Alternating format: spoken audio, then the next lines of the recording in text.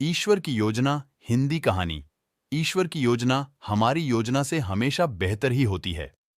Life में कभी कभी ऐसा होता है कि हमें जो चाहिए, जिसका हम बहुत समय से इंतजार कर रहे होते हैं, वो हमें मिल तो जाता है, लेकिन कुछ ही पल में हमसे वो वापस भी चला जाता है।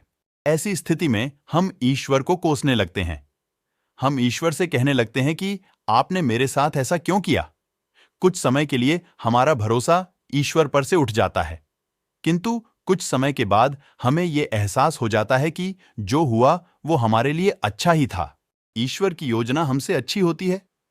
हमें ये बात समझनी चाहिए कि जो हमारे हाथ से चला गया वो हमारे लिए अच्छा ही नहीं था। ईश्वर ने जो कुछ भी किया वो सोच समझकर ही किया होगा। एक छोटा सा 2 साल का बच्चा खेल रहा था। खेलते खेलते उसके हाथ में चूहे मारने की दवाई आ जाती है। बच्चा नादान था, वो नहीं जानता था कि ये चूहे मारने की दवाई है। वो तो इस दवाई को चॉकलेट समझकर खुश हो रहा था। वो इसे खाने ही वाला था कि उसकी मां का ध्यान उस पे गया। मां ने तुरंत बच्चे के हाथ में से वो चूहे मारने की दवाई छीन ली। बच्चा जोर जोर से रोने लगा। बच्चे के रोने के बावजूद भी मां ने उसकी एक नहीं सुनी और वो दवाई उसने कहीं पे छिपा दी। क्योंकि बच्चा नहीं जानता था कि ये चॉकलेट नहीं चूहे मारने की दवाई है, पर मां तो जानती थी कि ये चूहे मारने की दवाई है और ये मेरे बेटे के लिए सही नहीं है। बच्चे को कुछ पल खुशी देने के लिए मां उसे वो दवाई नहीं दे सकती थी, क्योंकि वो उसके लिए हानिकारक थी।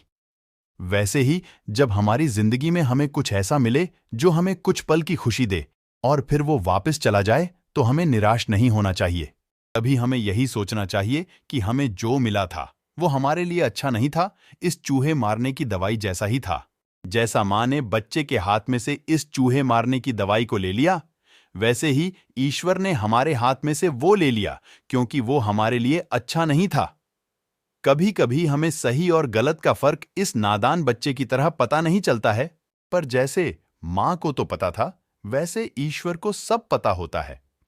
इसलिए हमें ईश्वर की योजना पर भरोसा रख के हमारे साथ जो हुआ वही हमारे लिए बेहतर था, ऐसा सोचना चाहिए। अगर आपको कहानी पसंद आई हो तो वीडियो को लाइक करें और हमारे चैनल को सब्सक्राइब करें। आपका धन्यवाद।